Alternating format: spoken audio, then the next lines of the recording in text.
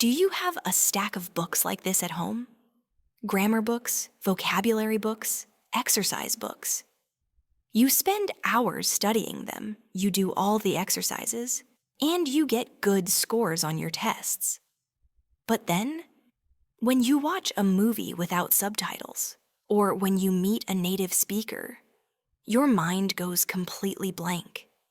Everything from the books feels useless. The language you learned feels fake. If that feels familiar, then today I'm going to tell you a secret. About a year ago, I did something a little crazy.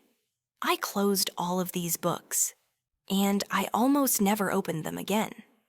And that is the moment my English actually got better. Welcome back to Tiếng Anh. Today, we're talking about why breaking the rules is sometimes the best way to learn. I know this sounds strange. Everyone says textbooks are the foundation, the Bible of learning, and they do have their place.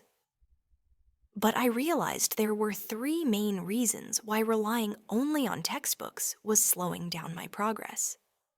Reason 1, dead language. The English in textbooks is too perfect, too robotic. Nobody talks like that in real life. They use slang, filler words, they connect their speech. A textbook teaches you to be a language scholar, not a language user. Reason 2, boring content. John goes to the supermarket. He buys an apple. Honestly, who cares? When you're not interested, your brain doesn't learn. Reason 3, passive learning. You just read and fill in the blanks. It doesn't train you to listen in real time, to think, and to react in English. So, what did I do instead? I turned the entire world into my textbook. Replacement number 1, I watched what I love. Instead of reading about John and his apple, I watched YouTube videos about topics I'm passionate about: gaming, cooking, travel.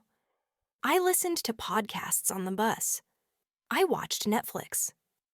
I started with subtitles, and then, slowly, I turned them off. This was my living textbook. Replacement number 2, I created my personal dictionary. Instead of learning dry vocabulary lists, every time I heard a cool new word or phrase in a movie, I would pause it. I wrote it down in a notebook. Most importantly, I wrote down the full sentence I heard it in. This gave me context and helped me remember it so much better. Replacement number 3, I copied like a parrot. I practiced speaking using a method called shadowing. I would choose a short movie clip, listen to an actor, and try to repeat their lines exactly. I copied their intonation, their speed, and their emotion. So, does this mean we should throw away all our textbooks? Not exactly. Textbooks are like training wheels on a bicycle. They are very important when you are a beginner to get your balance. But to truly learn how to ride, you must eventually take them off. To go from a basic level to an intermediate fluent speaker, you have to be brave enough to step away from the pages and jump into the real world of English. What do you think about this? Let me know your experience with textbooks in the comments below. In my next video, we'll talk about the biggest challenge: confidence. I'll share the tips that helped me overcome the fear of making mistakes and get the courage to speak English anywhere, anytime. Don't forget to like, share, and subscribe. Goodbye, and see you again.